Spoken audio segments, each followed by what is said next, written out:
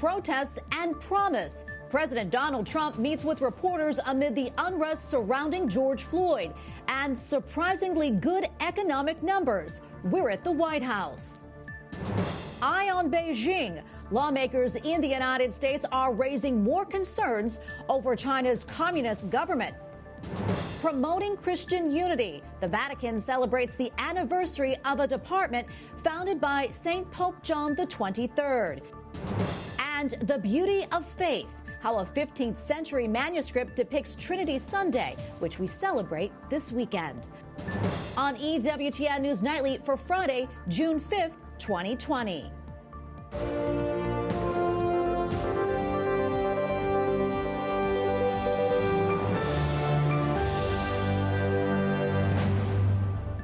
Good evening, and thanks for joining us tonight. I'm Tracy Sable. A very big day for our country. That is how President Trump started out his speech in the Rose Garden today.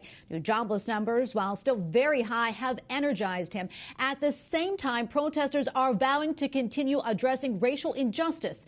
Minneapolis just banned the use of chokeholds by police after the death of George Floyd, and concerns remain over the spreading of the coronavirus among demonstrators. Correspondent Owen Jensen reports now from the White House. Owen. Tracy, COVID-19 has killed close to 109,000 Americans, and of course it's devastated the economy. But tonight here at the White House, President Trump got a boost of confidence. And now we're opening, and we're opening with a bang. And we've been talking about the V. This is better than a V. This is a rocket ship. At a Friday morning Rose Garden news conference, President Donald Trump clearly in a positive mood. Stunning many, 2.5 million jobs were added. The unemployment rate actually fell to 13.3% in May. It was supposed to be disastrous. Instead, optimism. I think you're going to have a very good August, very good July, but a spectacular, maybe spectacular September, but a spectacular October, November, December, and next year is going to be one of the best years we've ever had economically. Wall Street was thrilled, soaring. The S&P 500 was up 2.2% within the first 15 minutes. And for states still slow to open. Look at what's going on in Florida. It's incredible. The job the governor of Florida has done, it's incredible. The numbers they're doing. You've got to open it up, and you do social distancing, and you wear masks if you want. Speaking of masks and social distancing, if you recently protested, doctors say you should get tested for COVID-19. I do think there is a potential, unfortunately, for this to be a seeding event. Minneapolis happens to be one that was still having significant transmission. D.C. is another one. We really want those individuals to highly consider being evaluated. In New York, a citywide curfew kicked in. Thousands of protesters still out. Arrests were made. And across the country, Vegas opened up. The gamblers lining up. And in the nation's capital, the city painting Black Lives Matter on the street where protesters gather near the White House. And right around the corner, workers putting up barbed wire. The president also talked about George Floyd and demanded all Americans receive equal justice under the law, especially during police encounters. And finally tonight, the Jacksonville Jaguars, the football team, they held a protest, marching from their stadium to the sheriff's department there in Florida. Tracy? White House correspondent Owen Jensen reporting for us tonight. Thank you, Owen. As Owen just mentioned, demonstrations continue throughout the country in response to the killing of George Floyd. Floyd, an African-American man, was killed nearly 2 weeks ago after a Minneapolis police officer used his knee to pin down Floyd's neck for nearly 9 minutes as he begged for air. Philip Crowther, international affiliate reporter for the Associated Press, joins me now from Minneapolis. Philip, welcome back. Tell us a little bit about where you're standing right now.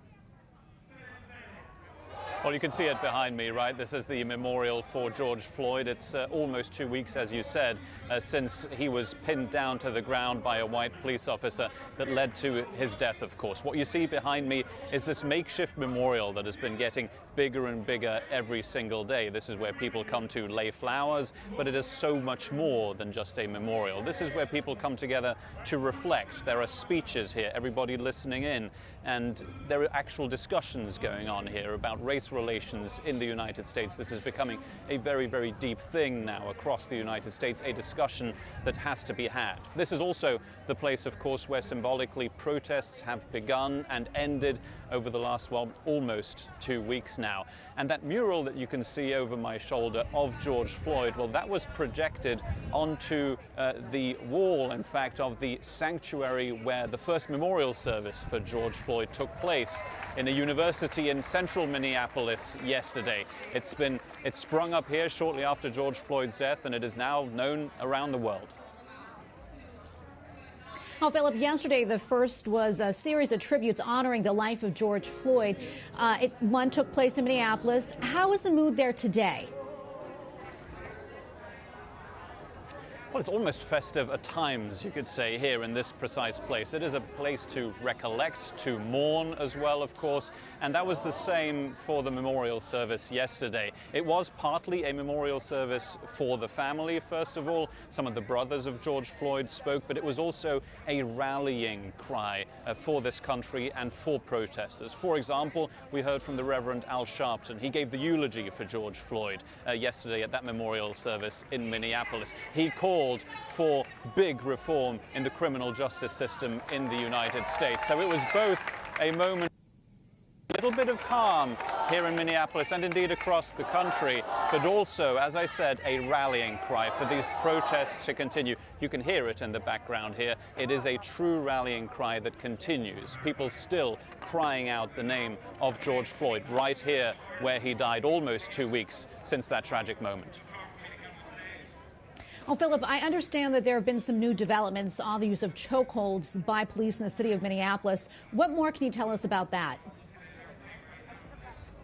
Well, first of all, for chokeholds to be forbidden is a step being taken by the police of Minneapolis, but it is one that I think will lead most people to ask the question, what were those things in fact legal in the first place? Maybe it does go to show how much reform still has to be done, maybe in local police forces, but also across the country. What we've been seeing here in Minneapolis over the last few days is a return to calm, if you will. The protests across the country and here in Minneapolis have not got smaller, by the way. They've been getting bigger, but they've also been getting more peaceful. I think there might be several reasons for this. First of all, one of the main demands of protesters was met a few days ago with those 4 police officers who were involved in the death of George Floyd right here having been charged in the end. Also, of course, the National Guard is on the streets of Minneapolis and other big cities across the country. And then, of course, there are curfews. Curfews start here in Minneapolis at 10 p.m. But I think more than anything, what you're seeing here is the anger turning into a little bit more of a constructive feeling where people want to reflect on race relations in the United States, but at the same time don't want to lose that enthusiasm for protest and that momentum that currently exists all across the country.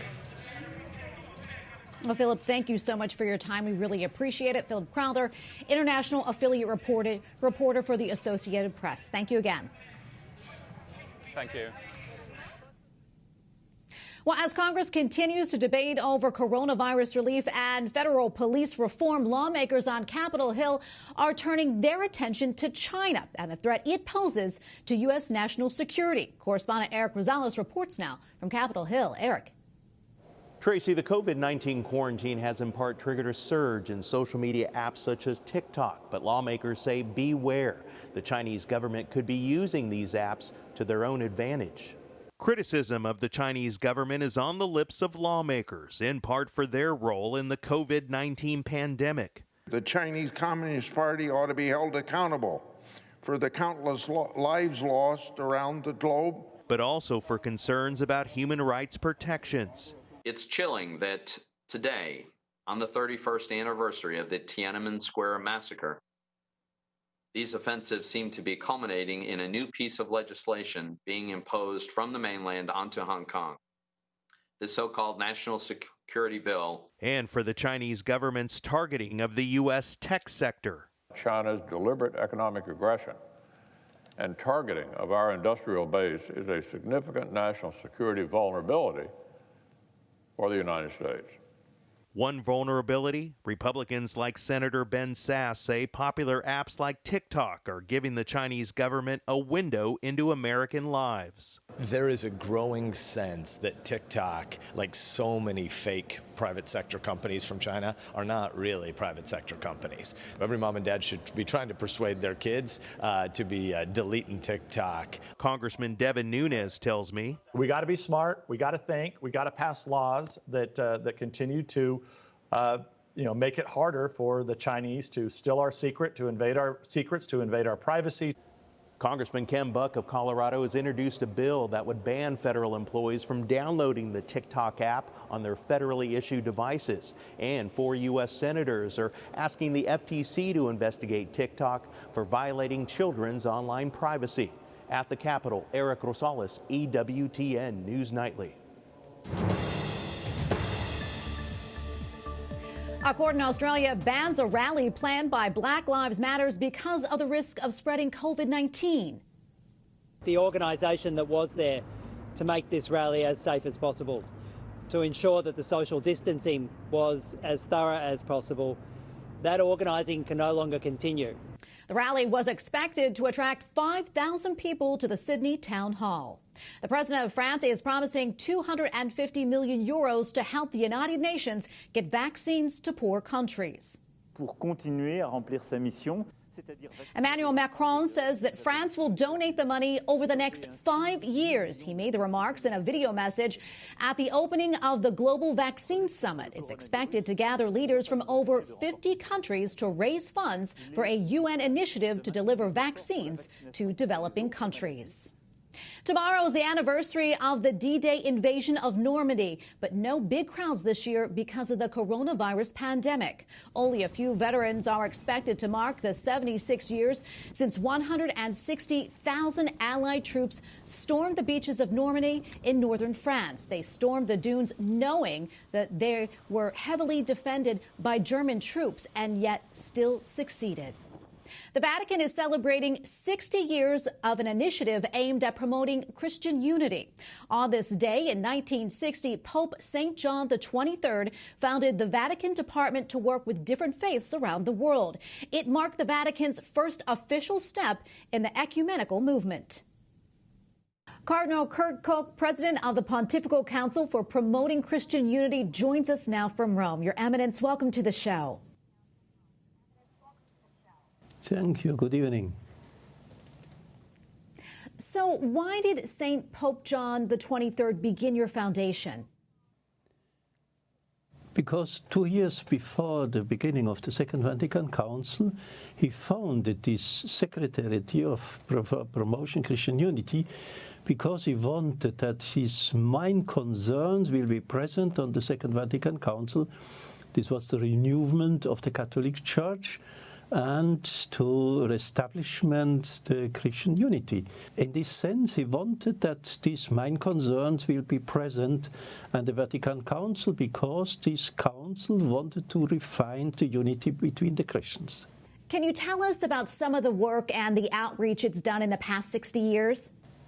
First of all, we have different dialogues.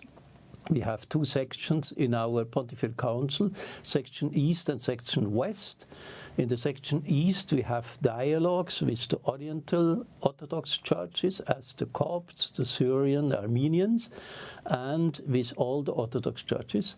And in the Section West, we have about 12 different dialogues with all the churches and ecclesial communities. They come from the Reformation.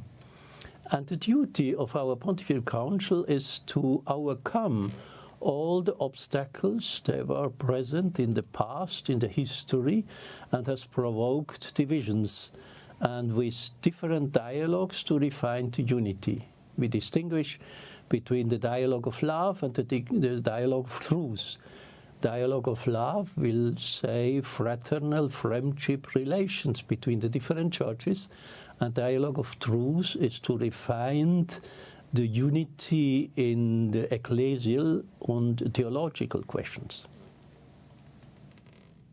Do you have any advice on how the faithful can help to bridge divides in their own communities? there are different ways. We have this dialogue of love to refine a better communication, a better relationship between the different churches. We have many divisions of cultural level. For instance, the division between East and West was provoked by many different cultural differences, and to overcome these differences, these tensions, is very important. Then we have the dialogue of life in the all days life of the different churches and the different Christians. They have good contact with one another. And the most important thing is the spiritual ecumenism, the prayer of all people and all faithful for the Christian unity. Your Eminence, thank you so much for your time today. Cardinal Kurt Koch, President of the Pontifical Council for Promoting Christian Unity. Thank you again. Thank you, and all the best for you. Coming up, the head of the Diocese of El Paso, Texas, tells us about his prayer protest against racial discrimination.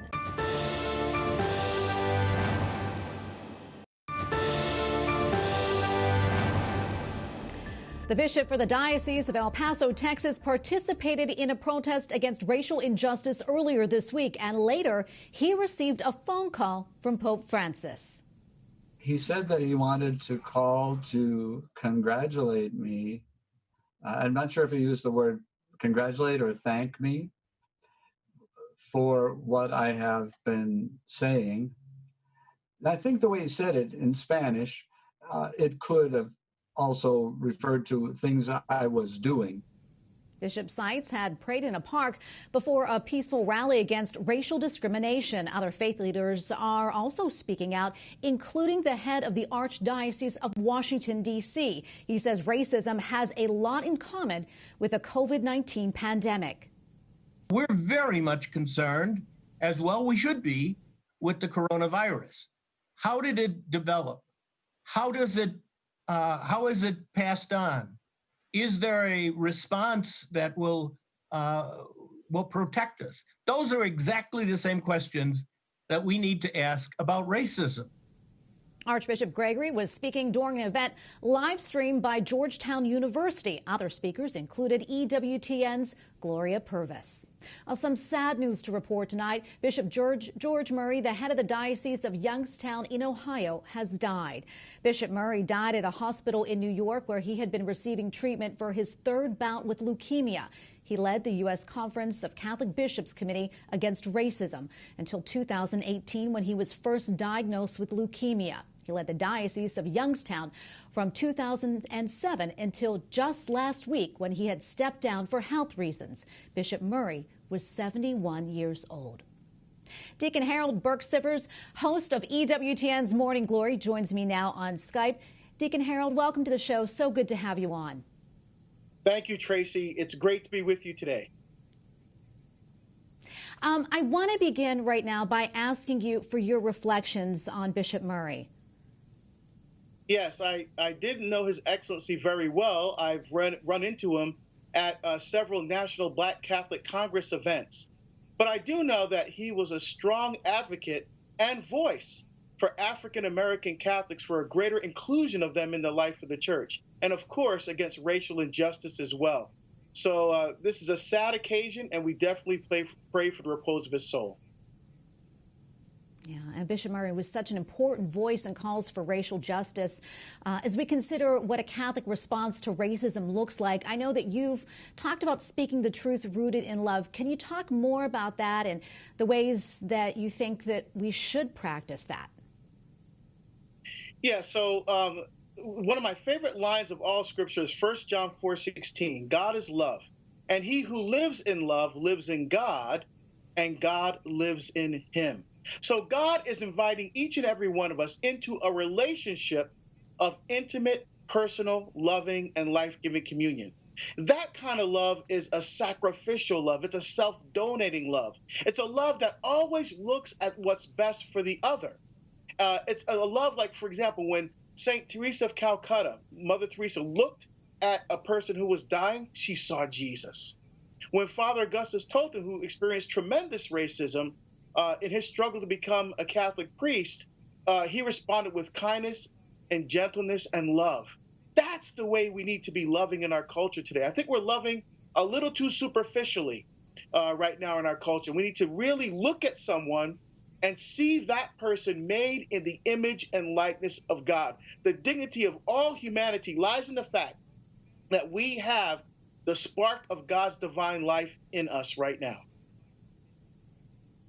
Well, Deacon, I know that you've spoken candidly about your personal experiences with prejudice, presumptions that people made about you simply because of the color of your skin. I know it's hard for some people to actually imagine this, but if you don't mind, can you maybe share one of those experiences with us? Sure. So we have to make sure we're defining our terms here. So prejudice is a preconceived opinion or preconceived notion that's not based on reality or any facts at all. So, for example, obviously, I'm a fairly large African-American man, and I went to the University of Notre Dame for my undergraduate degree. And so when people find out I went to Notre Dame, they say, oh, what position did you play? They just assume that a guy my size played football, when the truth is I got an academic scholarship to Notre Dame. So what they should have asked me was, what did you study? That would have been a better question. Or even once I was pulled over by a police officer, he asked me to turn the car off, get out of the car, put my hands on top of the car, and I did everything he asked. I did not know why I was being pulled over. I wasn't speeding or anything. I don't drink. This was at night, and he had a flashlight, and he shined his flashlight. Now, back then, I was wearing a Notre Dame ring, and he shined his light on my hand, and he says, what school is that? I said, Notre Dame. And he said, do you know Tim Brown? And well, you know, Tim Brown won the Heisman Trophy that year. He also went off to play in the NFL, and now is in the NFL Hall of Fame. I said, yes, I know. And all of a sudden, because he's a Notre Dame fan and a Raiders fan, so all of a sudden we're having this conversation about football, and he just lets me go. And at first I was like, ooh, that went well. But then as I started the car and started to drive off, I got angry. I said, what if he wasn't a Raiders fan? What if he didn't like Tim Brown? What if I was just a guy from the neighborhood? How would that interaction have gone? And to this day, Tracy, I still don't know why I was pulled over.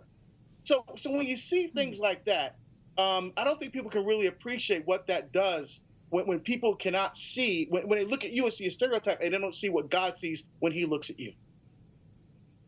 Absolutely. You know, Deacon, we can talk about this all day. We'll have to have you back on the show for a little bit more conversation about this. Deacon Harold, thank you so much. It's an honor and a blessing to be with you, Tracy. Thank you. Up next, we examine a 15th century depiction of Trinity Sunday, which we celebrate this weekend. And Pope Francis releases his prayer intention for the month of June.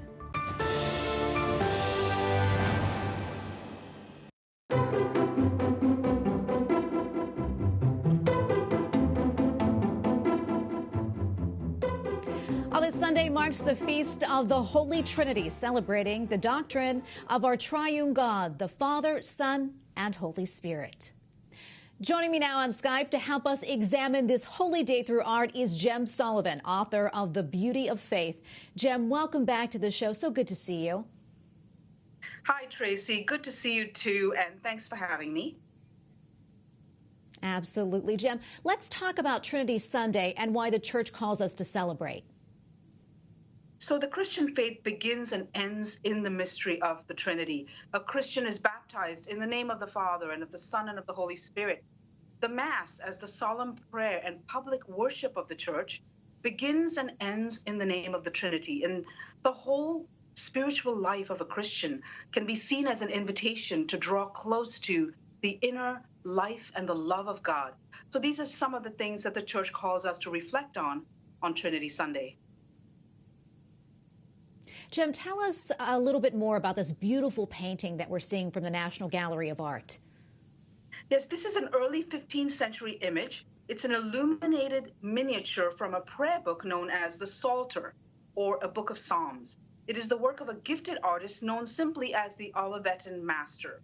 But what's remarkable about this image is that we see the Trinity, Father, Son, and Holy Spirit, in the company of the Blessed Virgin Mary and a whole host of saints. So if we begin in the upper right-hand corner, we see St. Peter holding the keys.